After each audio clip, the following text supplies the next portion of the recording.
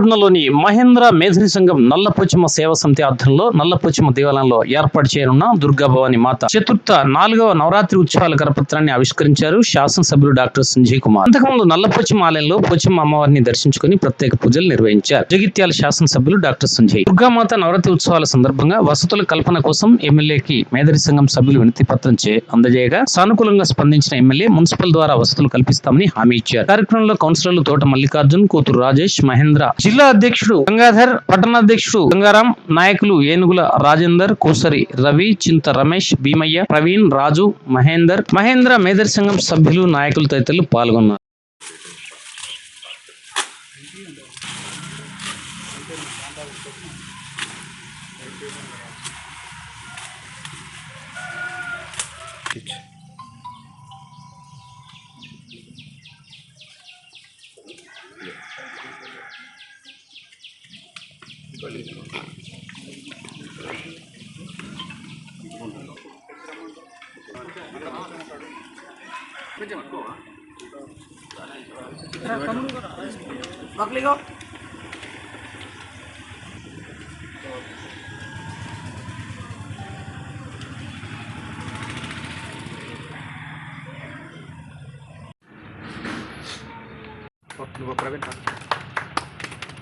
సంజయ్ కుమార్ గారు మేము పిలవంగానే busy schedule ఉండగానే ఇక్కడికి వచ్చేసి మా ఈ దుర్గా నవరాత్రులు జరుపుకోవడానికి ఈరోజు కళాపత్రం ఆవిష్కరణ చేయడం జరిగింది. దానికి వచ్చి సార్ వచ్చి ఆవిష్కరణ చేసాం.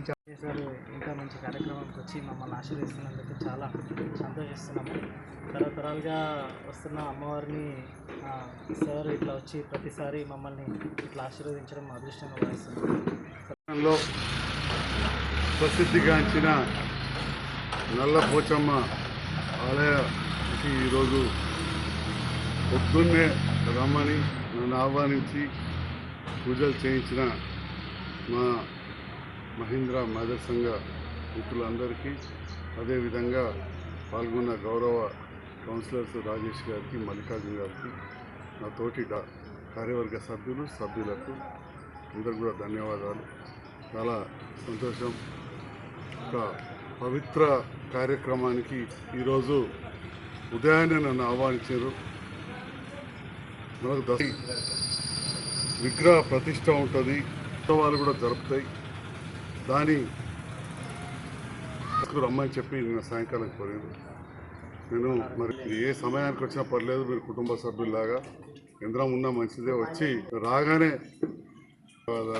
మనం బతికుండే వాళ్ళని కాదని చెప్పి అమ్మవారిని ధ్యానించుకుంటూ, మరి ఆనాడు మనం రక్షించిన అమ్మవారికి పూజించుకుంటూ 9 రోజులు ఉత్సవాలు చేసి తర్వాత విగ్రహాన్ని నిమజ్జనం చేసుకుంటాం. ఇక్కడ ఏర్పాటు చేసే కార్యక్రమానికి స్థానిక కౌన్సిలర్ కూతురు రాజు గారు మున్సిపల్ నుంచి కూడా కొన్ని నిధులు ఇవ్వాలని చెప్పడం, ఇప్పుడే మాట్లాడుకోవడం, తర్వాత చైర్మన్ గారి కూడా ఇప్పుడే ఫోన్లో మాట్లాడినా, రేపు మీటింగ్ ఉంటే ఏడాలు పెట్టున్నా, తోటి కౌన్సిలర్ మల్లికార్జున గారు, విశేఖర్, అనిల్ అందరూ కూడా ఉంటారు. అందరి సహకారం కూడా తప్పకుండా మనకి కొడదాం గ్రామాలు. మీరు కూడా చెప్పండి, రేపు పాస్ చేయిస్తే మన కరెంటుకి దానికి ఒక 50,000 మీకు కూడా ఈసారి యాడ్ చేయమని చెప్పాను. మరి మీ అందరూ మొదటి నుంచి కూడా చాలామంది సుపరిచితులే. నా పాతిళ్ళు అంటే నేను పుట్టి పెరిగిన ఇల్లు, మీ ఇల్లు ఒకటే వాడకట్టు, ఒక మూల మలగాలకి అంతే. ఇక మూల మలిగినామంటే స్టార్టే. మీకు మా ఆచారాలు తెలుసు, మాకు మీ ఆచారాలు తెలుసు. మా రాయనర్సు పెద్ద మంచి అయితే తనకు బాగా ఎందుకు దొరక. మరి ఇట్లా మీరు అందరూ కూడా చాలా అనుబంధంగా ఉంటున్నారు. తమ్ముడు రమేష్ కూడా మీ లోపల వ్యక్తిగా మంచిగా ఉంటూ తనలాగానే అందరూ కూడా చదువుకోవాలని చెప్పి ఆశిస్తూ గతంలో ఎన్నో మంచి కార్యక్రమాలు చేసి చదువుకున్న విద్యార్థులను, అట్లనే ఇక పేరున గంగారు, రమేష్, సురేష్, గంగారు అందరూ కూడా ఇక పేర్లు కార్యవర్గ సభ్యులు అందరూ కూడా ఎన్నోసార్లు నన్ను ఆహ్వానించారు. ఇదివరకు కూడా మన వెదురు దినోత్సవం అప్పుడు కూడా ఆహ్వానించారు. ఇవన్నీ కూడా చేయడం జరుగుతూ ఉంది. నా వంతుగా ఒక్కసారి శాసనసభ్యుని గెలిచింటి, అందులో సగం కరోనాతో పోయింది, అయినా కానీ చాలాసార్లు రావడం. ఇప్పుడు మళ్ళీ నన్ను మీరు పూర్తి విశ్వాసంతో నన్ను గెలిపించారు. చాలా చోట్ల అట్లనే మనకు వైద్యశాల వచ్చింది. డబల్ బెడ్రూమ్ ఇండ్లు అయితే అదొక చరిత్ర. మీ అందరూ అవకాశంతో వచ్చినాయి. నల్లపోచమ్మకు దర్శనం చేసుకుంటే ఒకసారి సరస్వతి దర్శనం చేసుకొని ఆడికెళ్ళి చూడని రాష్ట్రంలో ఎక్కడన్నా ఉంటే నేను ఛాలెంజ్ చేస్తున్నాను. దాంట్లో కూడా నాకేదో వచ్చిందని చెప్పి మాట్లాడేటోళ్ళు ఉన్నారు. వాస్తవాన్ని చెప్తాను, దాన్ని కలిసి ఈ ఆవరణలో చెప్పేది ఏమన్నా అందరికీ కూడా తెలుసు. ఎందుకంటే మాట్లాడే రాజకీయ నాయకులకు కూడా తెలుసు. ప్రతి ఎమ్మెల్యేకి 1500 ఇస్తే 500 కట్టడే కష్టమైంది. అటువంటిది నేను ఎక్కువ తీసుకొచ్చి 4520 కట్టిన. అందులో మా కుటుంబానికి సంబంధించిన మిత్రులు 20,000 మంది కడుపేదస్తులకు మనం ఈడియాలంటే ప్రభుత్వంతో కలిసి పనిచేయాలని చెప్పి ఆలోచనతో పాల్గొని 34 కోట్ల రూపాయలు మంజూరు చేయించి కట్టారు. ఎట్లుండే మా రమేష్ కూడా భూములే, ఎట్లుండే రోల వాగు ఇవాళ ఎట్లయింది. ఒక్క అటవీ క్లియరెన్స్ సత్తిగా అటవీ నిబంధనలు మీకు తెలుసు, ఎందుకంటే మీరు అడవులలో జీవిస్తూ ఉంటారు. మా రాయనాడ్స్ కూడా చెప్తుంటుండే మేము సీలర్కి వెళ్ళి బొమ్మలు తెచ్చుకుంటామని చెప్పి ఒకసారి చెప్పిండు. తనకి యాదుకుందో లేదో పెద్ద మనిషి అయ్యాడు. కానీ ఇదారా కన్నాపరేషన్ చేసేటప్పుడు ముచ్చట పెడతానట్టు ముచ్చట పెట్టంగా చెప్పాడు నాకు. మరి అక్కడ అటవీ నిబంధనలు ఉండడం వల్ల ఒక గేట్లు పెట్టలేదు. గేట్లు పెడితే మొత్తం బ్రహ్మాండంగా నీళ్ళు వస్తాయి. ఒడ్రకాలి నుంచి కూడా భూమి కూడా సేకరించినాం. అంటే ఇట్లా ఈ ప్రాంతానికి నా వంతుగా కొంత అభివృద్ధి కోసం చేసుకుంటా పోతున్నాం. ఈ ప్రాంతంలో కూడా మీకు తెలిసి రోడ్ ఎట్లుండే ఇప్పుడు ఎట్లుందని మళ్ళీ ఏమైనా గుంతలు పడితే కూడా పూడ్చడానికి మనకు నిధులు వచ్చినాయి. ఇమ్మీడియట్గా ఆ పాట ఇచ్చేసి ఇవన్నీ కూడా గుంతలన్నీ పూడ్చే విధంగా నిన్ననే కలెక్టర్ గారితో మాట్లాడినా. ఇటో లక్ష అటో లక్ష 2 లక్షలు అయితే మొత్తం ఇటో అటు 2 కిలోమీటర్లకు అయిపోతుంది. గుంతలు కూడా పూర్తి చేస్తారు.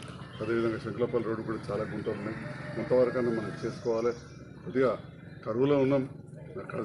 ఉన్నంతలో ఆర్థిక పరిస్థితి చేసుకోవాలి. మీ అందరి అండదండలు కులాలకు అతీతంగా మతాలకు అతీతంగా ఏదైతే మానవతా దృక్పథంతో మనమందరం కూడా మనుషులమే. పుట్టిన తర్వాత మనం కులాలు మతాలను పెట్టుకున్నాం తప్ప, పుట్టిన జన్మ తప్ప మరి అంతకుముందు ఏ జన్మలో మన అందరికీ జన్మలు ఉంటాయని చెప్పి మనం నమ్ముతాం. అందుకే పిండాలు పెట్టుకుంటాం. తాతలు కూడా పెడతాం. కాబట్టి మరి నేనో కులంలో పుట్టి ఉండొచ్చు, మీరో కులం, మా మల్లికార్జునో కులం, రమేష్ కులం, ఎవరైనా ఉన్నా కానీ మానవ సేవనే మాధవ సేవ. భగవంతుడు ఏం చెప్తాడు, లోక సమస్త సుఖిన, చెట్టు చేమ అన్నీ కూడా. అందుకే మీరు కంకాలమ్మ దేవుడు అని చెప్పి కూడా పూజిస్తారు. కంక చెట్టు ముదిరినాక ఇక పడిపోతానక మీరు కొట్టుకొస్తారు తప్ప పచ్చి కంకను కొట్టుకురారు. అంటే వాటిలో కూడా ప్రాణం ఉన్నదని చెప్పి మీరు పూజిస్తారు. ఈ రకంగా అలాంటి విశ్వాసం ఉన్న నేను కూడా కుటుంబాన్ని నుంచి వచ్చినాను. నేను మీ అందరూ కూడా నన్ను ఆదరిస్తున్నందుకు నిరంతరం మీ సేవలో ఉంటానని చెప్పి